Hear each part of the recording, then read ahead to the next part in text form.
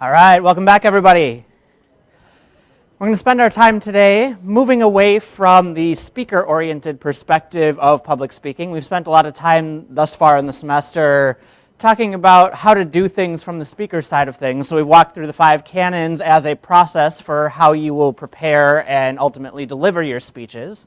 And I think that setup is pretty good in terms of giving you the theory that you need. But one thing that is tricky about public speaking is that a lot of people approach it from a kind of self-centered perspective. And I say that not to call you all egocentric, not to call you all full of yourselves, but to say that if you have communication apprehension, or if you are just trying to think about what you want to accomplish, then oftentimes what happens is you start giving your speech and it is very focused on you, but may not have the effect that you want it to have on your audience. And so today we're going to spend some time with the Venn diagram that I have up on the board here. And that is that up until this point, we've mostly been in the me circle. I want you to start thinking a little bit more in the you circle, but I also want to caution you that there are ways to overthink the you circle and to try and think a little bit too much about how to reach your audience in ways that can be uncomfortable. So I'm hoping that by the end of the day, you'll be able to be sort of in the middle where you can find places where you can build common ground with your audience, identify with your audience, and get them on the same page with you as much as you possibly can, while still recognizing that they are human beings with the right to think and the right to act in accordance with their own will. So let's spend today talking a little bit about audience analysis. If you read today's chapter, you would have seen that there are 3 primary ways that public speaking textbooks talk about audience analysis. The first one is what we call demographic audience analysis. Demographic audience analysis is mostly connected to how people identify. So it's very closely related to who you are and what your identity is. You'll see a lot of these categories are things that you didn't have a choice over, or if you do have a choice over them, you don't have a whole lot of choice. Most people will fall into roughly the same category in a lot of these categories as their parents did. And so you might have been raised in a particular religion. You might have been raised with particular religious beliefs. Obviously, we have some certain things in common with one or both of our parents, but these are often choices that we don't get to make. Demographics are categories that we like to use to try and figure out who is part of our audience and what their makeup is in terms of what background they come from. Demographics can be really helpful, and we're going to spend a lot of our time today talking about them. I don't know that they're the best thing in the world for you to focus on as you're doing audience analysis, so we're going to spend a little bit of time today critiquing demographic audience analysis. But nevertheless, this is what we're talking about when we're looking at that. Now, if you were to look around the room, there's about 300 of you in here. Tell me a little bit about what you observe by doing demographic audience analysis. One nice thing about demographics is that you can look around the room and you can just kind of scan, and it's very visual and it's very quick. So if you were to make some generalizations about our audience, what are some things that you see about your classmates? Yeah. Okay, so we're pretty split along gender lines. Okay. Mostly around 19 or 20 years old, although we might have some returning students who might be a little bit older than that. We might have some other students who are taking this class and are a little bit younger than that, but roughly 19, 20 years old for a lot of you. What other observations can we make?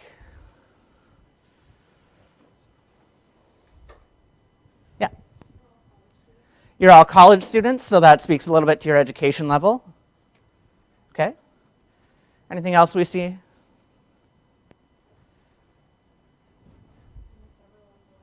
Almost everyone's white. Certainly can be an uncomfortable topic to talk about race, but I think it's important for us to acknowledge that racial differences exist. I would say, looking around the room, that the demographics in here, according to race, are probably a little bit more diverse than Grand Forks generally. So that's one thing to take into consideration as you're thinking about your speeches, but it's certainly important to recognize that even though most of the people in this audience are white, there are lots of people who are not.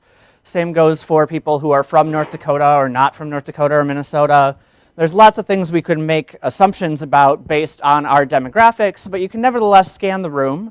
And sometimes demographic audience analysis is used to try and be a shortcut for trying to think about what people believe. That leads us into our second category of audience analysis, and that's called psychographic audience analysis. Psychographic audience analysis deals with people's attitudes, their values, their beliefs, their behaviors. What are they thinking, and what kinds of things might resonate with them, what kinds of things might get lost on them based on who they are. A lot of people will try to use demographic audience analysis as a shorthand for psychographic analysis. They say if you belong to this group of people, you're likely to think this way, you're likely to do these particular things. We all know that there are lots of exceptions to rules, though, and that rules can sometimes be stereotypes and cause lots of problems. And so I would caution you, if you're trying to use demographic audience analysis as a shorthand for psychographic analysis, it's probably going to be a bad shorthand, and we'll talk more about that later on today. Now, if we were to engage in psychographic audience analysis, and we can't use demographics to get there, if you were to try and figure out the psychographics of the room, say, around immigration policy, how would you go about figuring out what 300 people in your audience might think or feel or do about immigration? What are some ways that you could answer that? Yeah. Okay, so you might ask a question like, which party do you identify? Do you identify as a Republican? Do you identify as a Democrat? Do you identify as neither? That might lead to some instinct of psychographics. Immigration does tend to be one of those issues that falls more or less along party lines. Although you might also find exceptions where you would find people who don't identify with their party on that particular issue, but do for other reasons. How else might you go about looking at psychographics of your audience? Yeah. Say something and watch the reaction. Okay, you could say something and see how your audience reacts to it. It's a little bit of a risky strategy, but nevertheless, if they react the way that you want them to, you can keep going. If they don't react that way, then maybe you should pull back a little bit. Are there other ways? Yeah.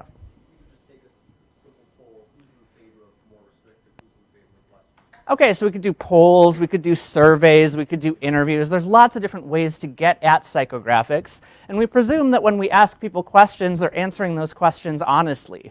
Sometimes they are, sometimes they're not, sometimes they have mixed feelings that aren't reflected in your questions, but nevertheless, this can be a really useful tool, especially for persuasion.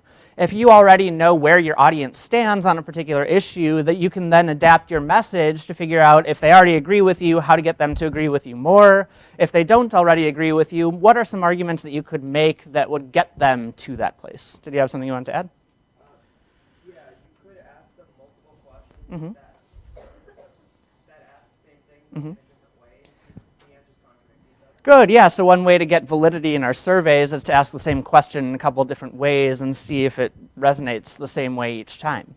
So those are two primary strategies that you can use for audience analysis, and both of those are things that you can do either before your speech, maybe several days or weeks before your speech, or you could also do them in the moment or shortly before your speech, maybe the day of. Obviously, with psychographic analysis, that's a little bit harder to do the day of. But nevertheless, those are things you can do in preparation for your speech.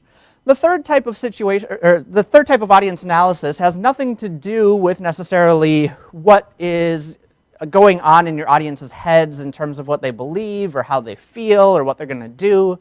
The third type is what we call situational audience analysis. And instead of before your speech, situational audience analysis usually happens during your speech. It could happen shortly before the speech when you get to the room, but situational audience analysis happens on delivery day. And when you're doing situational audience analysis, you're paying attention to other factors that might influence how your audience would receive your speech in the moment.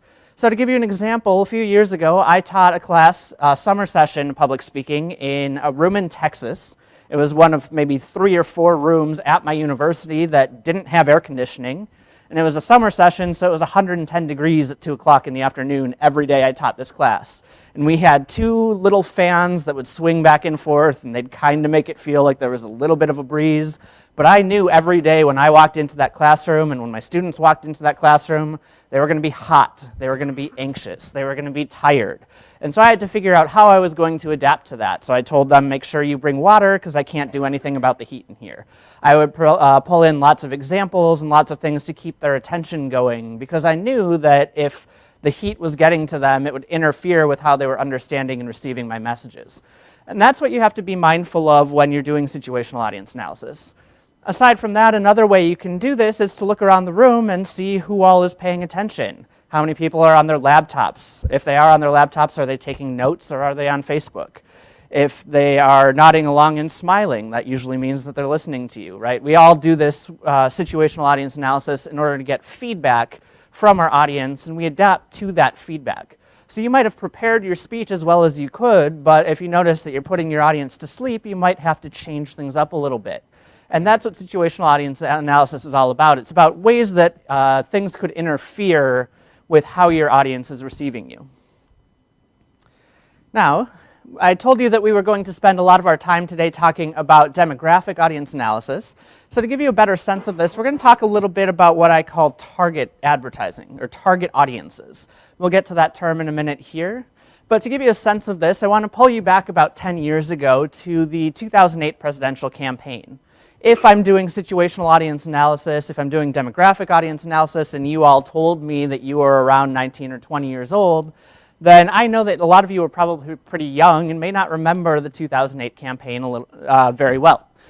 So to give you a sense of one of the things that was really interesting in the 2008 campaign, then Senator and candidate Barack Obama was running against then Senator and candidate John McCain. And Obama was very critical of the George W. Bush administration that came before him. And he made this video of him speaking, and there was a speech where he regularly repeated the phrase, "Yes, we can." He was tired of the politics and Democrats being told, no, you can't do this, no, you can't do that. It's George W. Bush's administration's way or the highway. Obviously, we're seeing some backlash to that under Obama's administration now.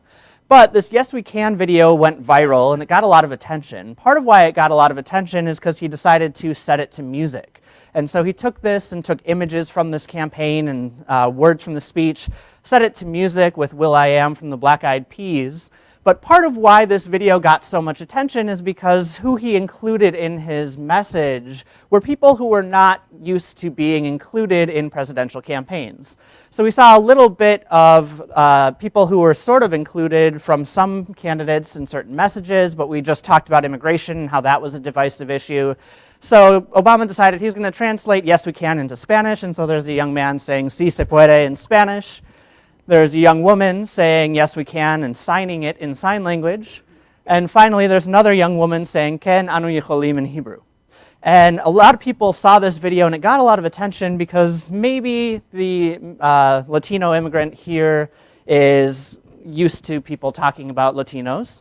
But these two groups are often not represented in presidential campaigns. And so a lot of people were really excited about this video. A lot of people were very angry about this video. I'm not here to tell you what to think about former President Obama. I'm not here to tell you what to think about this particular video. But I'll tell you that this video got enough attention that it was an entire chapter in one of my friend's master's thesis. And if you were to be in favor of this video, if you were excited about this, if you like the kind of targeting that President Obama is doing in this campaign, regardless of what you think about him as a person, what are some reasons why people might like a video like this? Why might it feel good to have your demographic represented? It feels like he's talking to you. Yeah.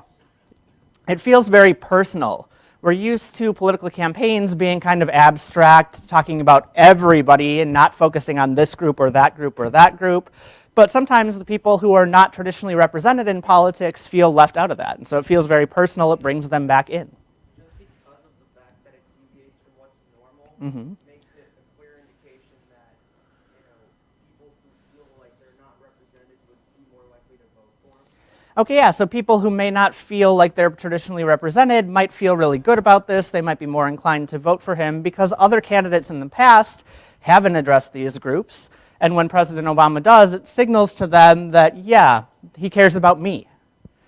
Are there any other reasons why people might like that kind of attention that demographic audience analysis can get us?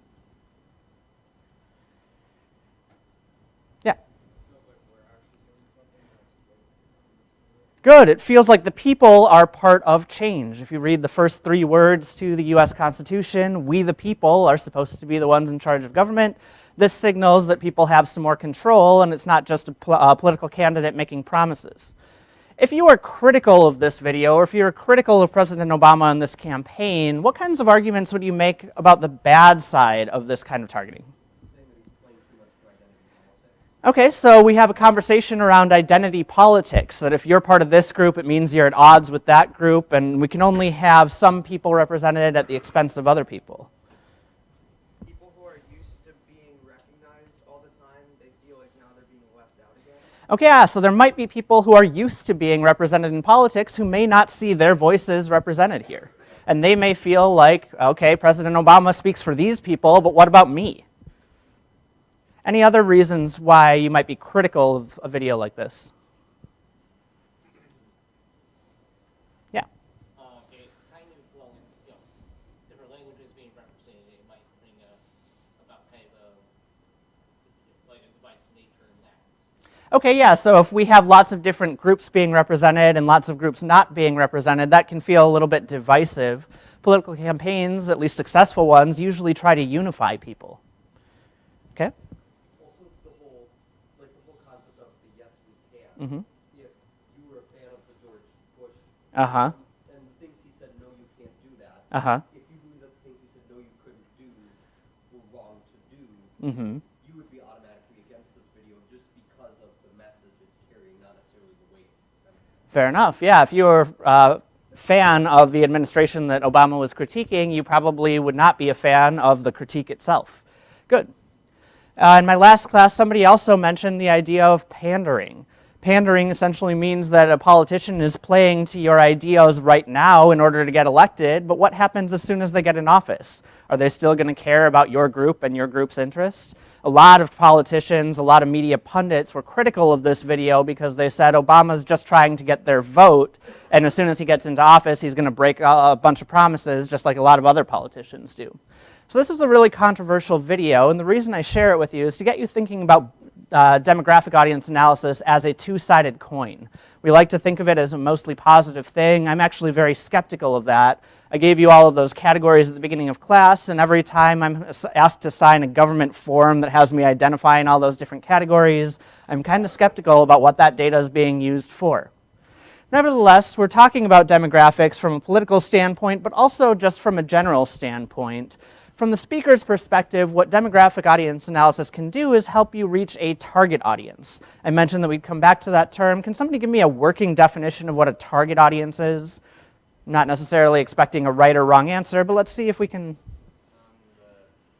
type of people you want your speech to attract. Good, so it's a particular type of person or group that you want your speech to attract.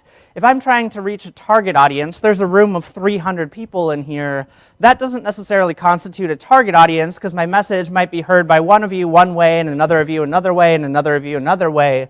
But if I'm trying to reach a target audience, I'm speaking to a very particular group in this class. So maybe I'm speaking to the students who are not white. Or maybe I'm speaking to the animal lovers in the class. Or maybe I'm speaking to the non-North Dakotan students in the class. If I'm going to target my audience, it means I'm narrowing it in. And I'm usually narrowing it in around some kind of demographic or psychographic category in order to make my message more resonant and more present with those people. Just like when those groups who weren't traditionally represented in Obama's video are feeling more included, it makes them feel good, it makes them more likely to receive your message well. So from the speaker's perspective, if you can identify a target audience and you can speak to that target audience, sometimes you don't necessarily care about the whole audience, but you care about the majority or a small minority that's vocal in your audience.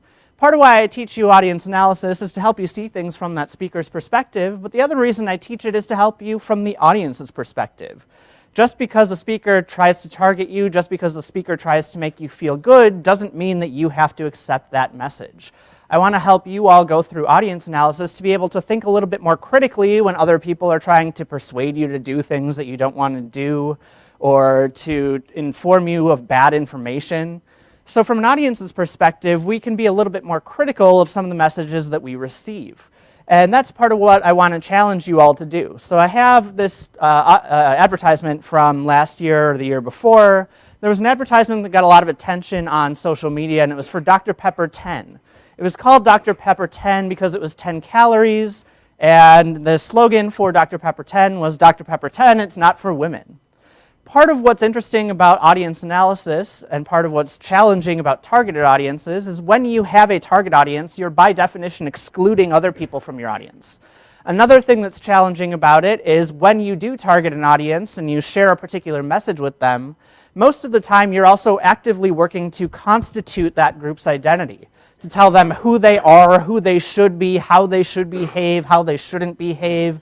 And it's sending subliminal or subconscious messages to your audience that there's one particular right way to be a member of this target audience. So this advertisement here got a lot of backlash. Does anybody want to think about why that might be the case? Let's see if we can get a new hand. Yeah.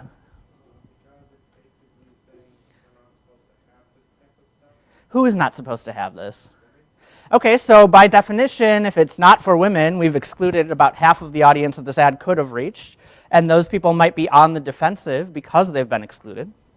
Well, one of the things, typically when you think low calorie, you think like only women want it. That's kind of what they're trying to play at, it seems like. But it's misogynistic, Yeah, the way they did it. that was a lot of the critique against this. They're just marketing it towards men, and it's not the way they should have done it. Yeah, it's trying to tell men and women how they're supposed to behave. There's a double standard implicit behind this that only women are supposed to care about their weight, but men are not supposed to care about their weight. But it's not necessarily about caring about your weight. You can drink this product even if you are a man who cares about your weight.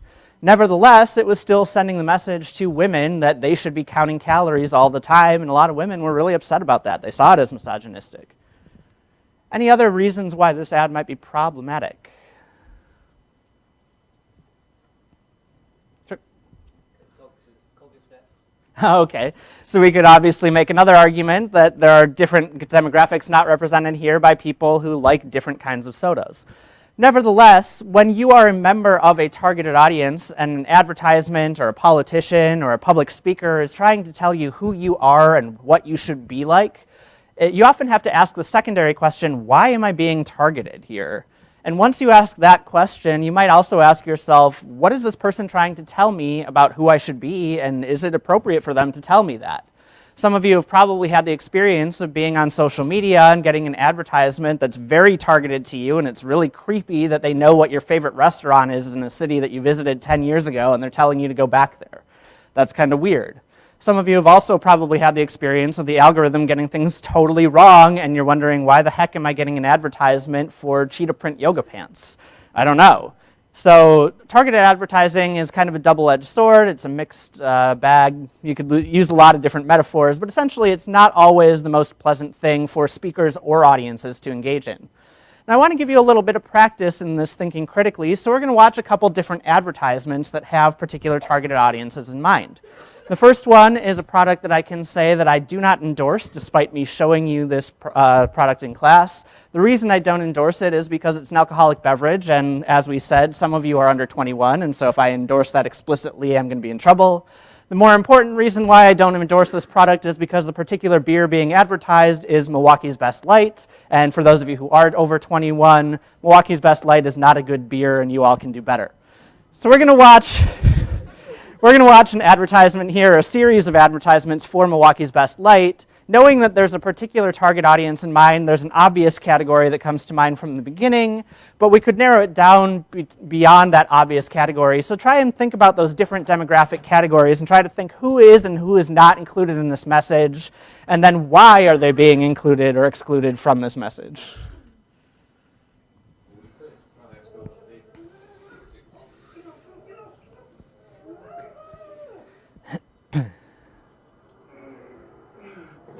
Men should act like men, and light beer should taste like beer. Milwaukee's Best Light. That flavoring that's going to increase the expression like Look at that little dog. He's a fluffy little dog. Come here, I'll rub your little belly. Yeah. Men should act like men, and light beer should taste like beer. Milwaukee's Best Light. You're going to bet that's I gotta go out to the car. I'll be right back. anyway. Hey, honey. How are you? I'm just calling to check in. Men should act like men, and light beer should taste like beer. Milwaukee's Best Light. Well, he struck another guy with sneakers, remember? Mm-hmm. He's on level temper.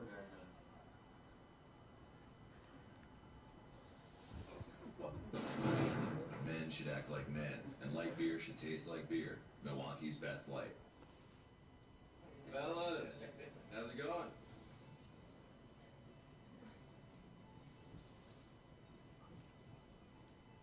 What? Men should act like men, and light beer should taste like beer. Milwaukee's Best Light.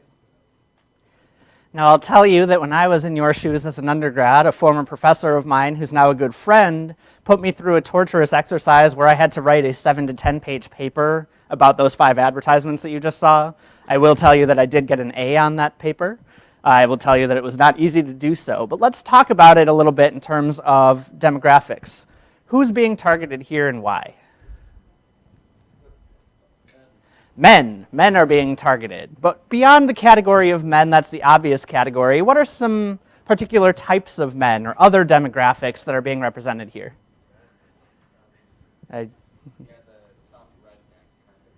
Okay, so a tough, manly man, right? I may or may not fit into this category. We all have good days and bad days where we fit or don't fit.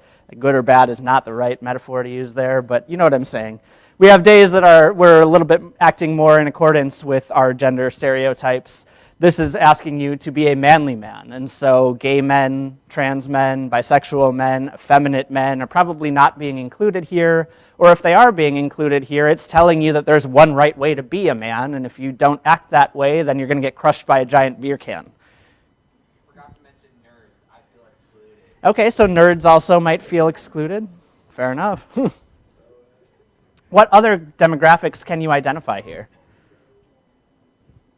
So we have men, we have manly men. Are there any other categories that we see here?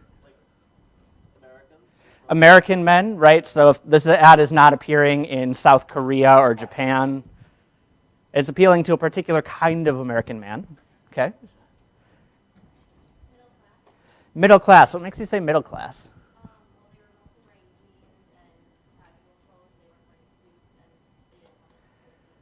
Yeah, so right now I'm not part of their target audience, but maybe on Sunday I would be. Okay, so we think it's middle class mostly based on clothing. Are there other indicators that it's middle class? Or maybe lower class, lower middle class? Okay, that's a particular word that might make some people uncomfortable, but I get what you're saying. A particular kind of lower middle class. Gets a little tricky. Are there other demographic categories that we see here? Yeah. Okay. Maybe people who live in Milwaukee. Milwaukee is a beer town. Miller's based there. We have lots of people in Milwaukee who drink, so maybe it's not being marketed to coastal elites in New York City or even Chicago, which is only 2 hours from Milwaukee. So it's kind of weird when you realize all those demographic categories. It's trying to regulate men's behavior and say that only one particular kind of masculinity is acceptable. If you're able to resist the kinds of messages that you get, it's really interesting to see why you're being targeted, and it's kind of challenging to think that people make assumptions about who you are and what you should believe and what products you should buy based on your identity. So it can feel really uncomfortable to get targeted.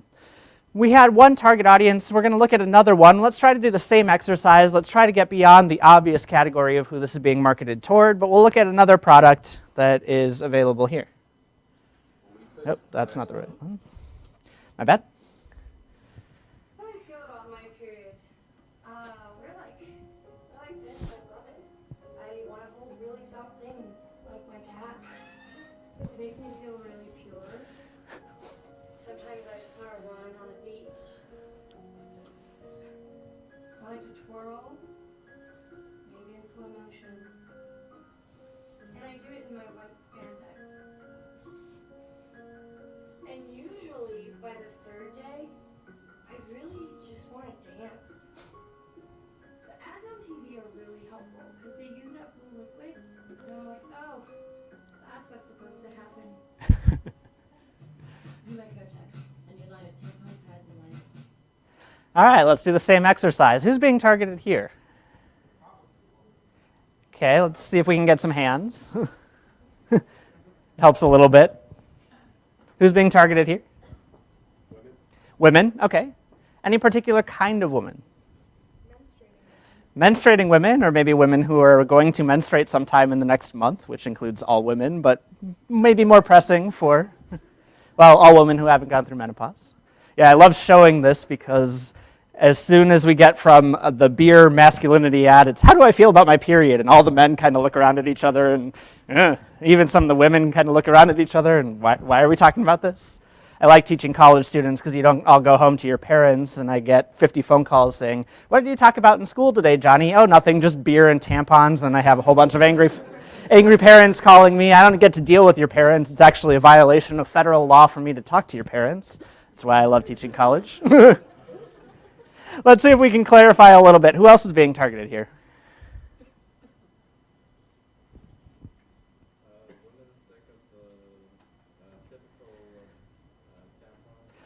Yeah, it's funny that this particular advertisement is actually poking fun at the demographic audience analysis of other tampon ads.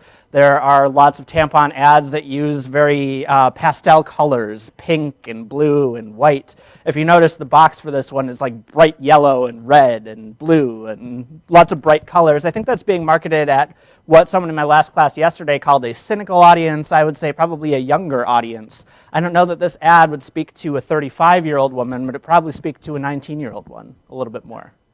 So it's just interesting to think about who's being targeted and why you're being targeted, and to resist some of the messages that tell you why you should be who they want you to be. Now let's talk about this from the standpoint of demographic audience analysis. You've seen some examples of it. Nevertheless, it can be a good thing. What are some ways that as a speaker, demographic audience analysis could help you? What could it do for you to be able to scan the room? I'll see if I can get someone else. All right, go ahead.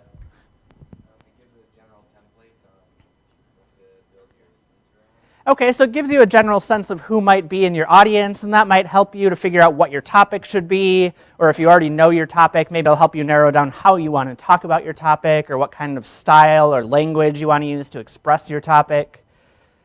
Are there other things that demographic audience analysis could help you do when you craft your own speeches or deliver them? See if we can get someone who hasn't spoken yet.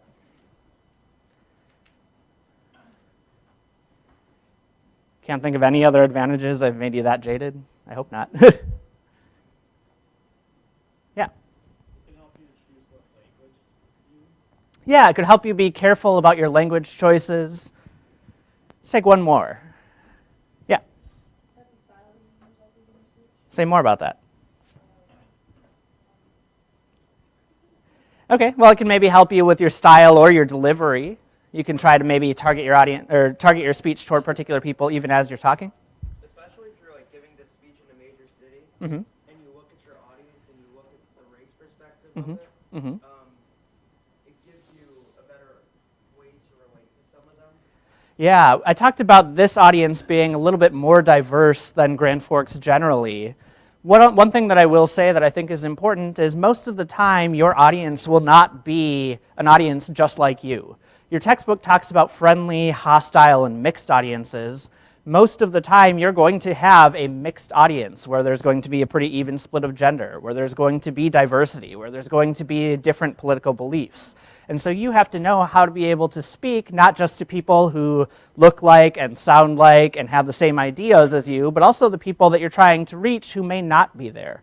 I think that's all really good, and those are ways that demographics can help you. We can also know that demographics can hurt us. What are some ways that demographic audience analysis can backfire on the speaker? Sure. Okay, so you could obviously have stereotypes in your speech. That could be one big problem. One big backfire is that if you assume that because person 1, person 2, person 3 all belong to the same group, and they all do the same thing or they all have the same belief, that everybody who falls into that category acts the same. We have lots of stereotypes about different races. We have lots of stereotypes about different genders. We have lots of different stereotypes. We all know that stereotypes are rules, but they have exceptions. And more often than not, it's the exceptions that matter and that you hear about. So if someone falsely accuses you of something because of a group that you belong to, usually that doesn't sit well with the person who's being accused, and usually they'll call you out on it. So we want to be careful not to have stereotypes.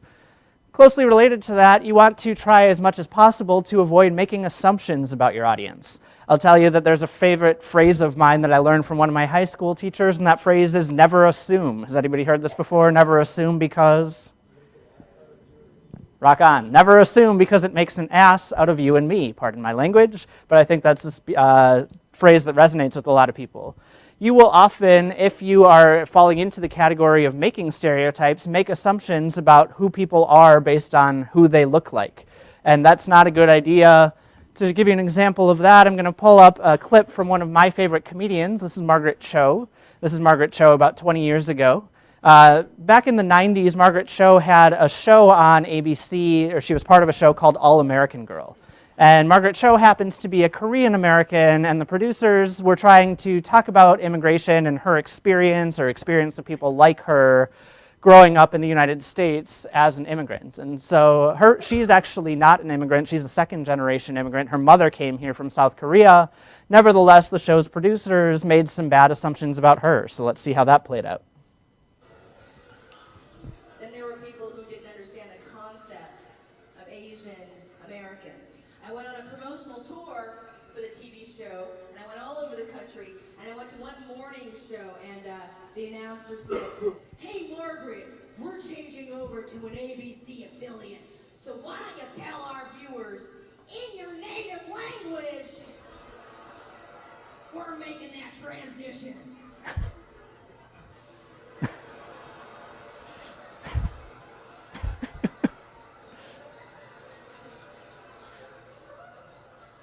So I looked at the camera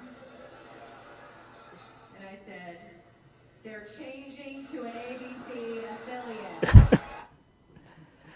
Now, obviously, the assumption that they made about her is she's Korean American, and therefore her first language must be Korean. It was not. That backfired on them.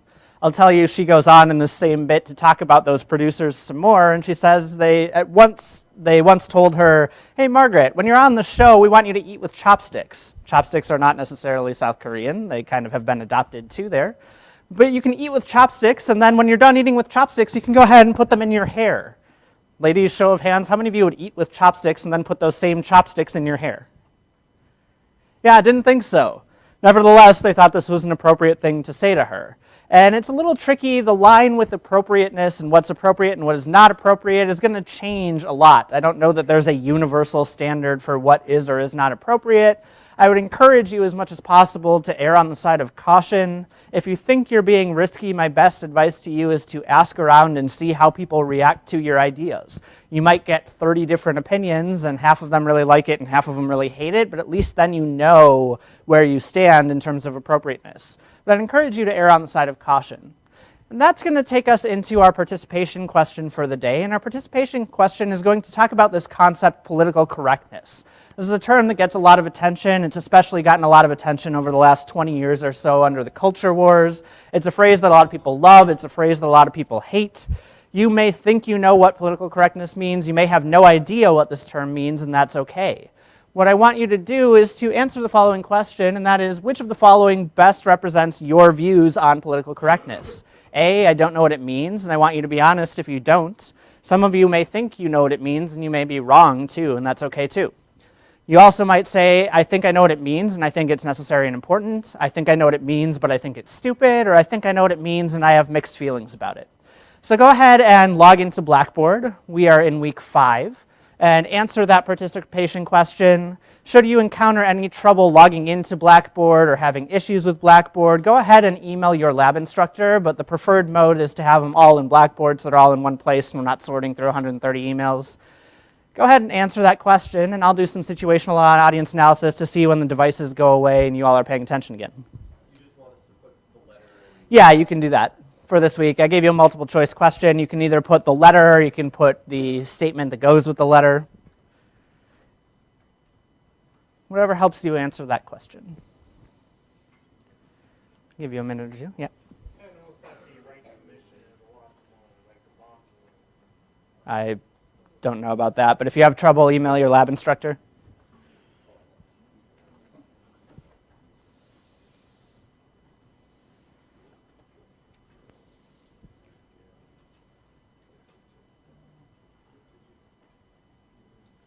Give you a little bit more time with this.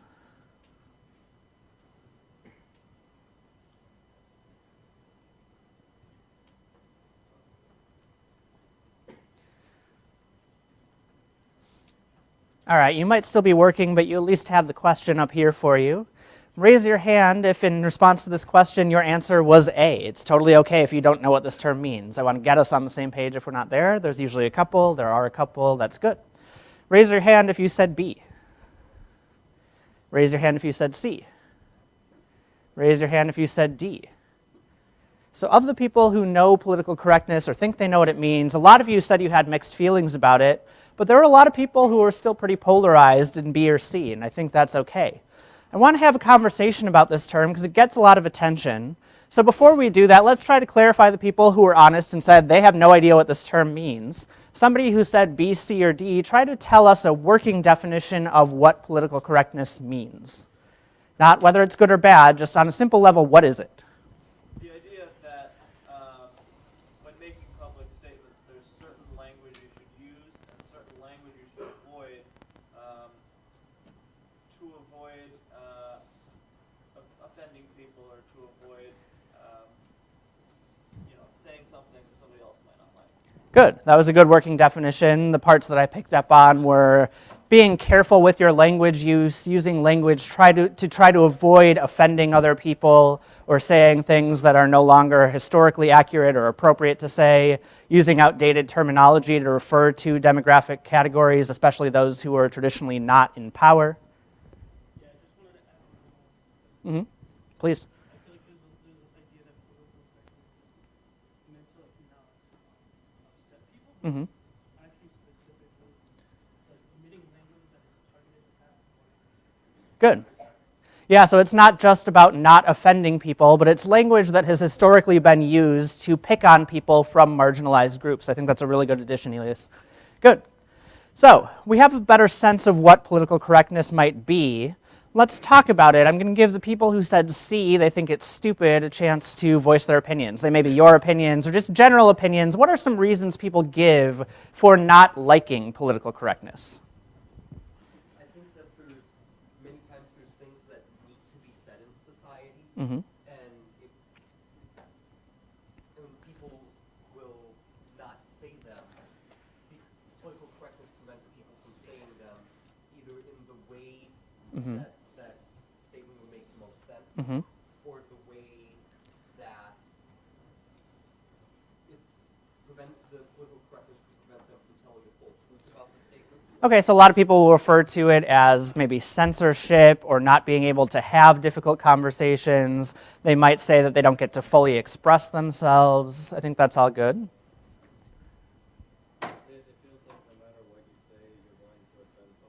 Okay, so a lot of people don't like this so-called call-out culture, where if you say something offensive, you have 30 people telling you that it's offensive and why it's offensive. You feel like maybe you're walking on eggshells a little bit. Are there other reasons why people don't like political correctness? Yeah. A lot of the time, terms that are considered politically correct can change very quickly, and other people will have decide differently what they believe is politically correct and not. Yeah, so the standards for what constitutes political correctness sometimes shift. To give you an example from yesterday, one of my students said, I don't know if I'm supposed to use the term Native American, American Indian, Indian American, Indian, Lakota. They weren't really sure which term to use, and I said it kind of depends on who you're talking to and what they deem their appropriate word. If you're a member of that particular group, you probably have your preferences, but even within that group, there might be shifting preferences for how to use that term. Additionally, when I was growing up, I remember talking about people who were about 3 feet tall as adults, and the term that I learned growing up was midget, and I used that phrase in a room with someone from that particular background, and they corrected me and they said that the preferred term is little person. But maybe, that term might also be outdated. That term may not be appropriate for everyone. So the standards shift a little bit. There's lots of reasons why people don't like political correctness. I'm going to move on just because we're running a little short on time. Even if you're not a big fan of political correctness, why might it still be important for you as a speaker or as an audience member? Thinking about it from a public speaking standpoint, what does political correctness get you? Go ahead. Okay, politeness. Can you say more about that? Probably wise not to drop the N-word. Okay.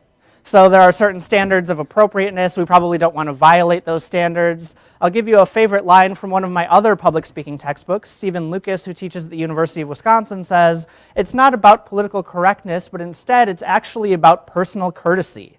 It's about not being a jerk. It's not about some standards that are constantly shifting and trying not to offend people. It's really about being nice and being open and making yourself inclusive for other people."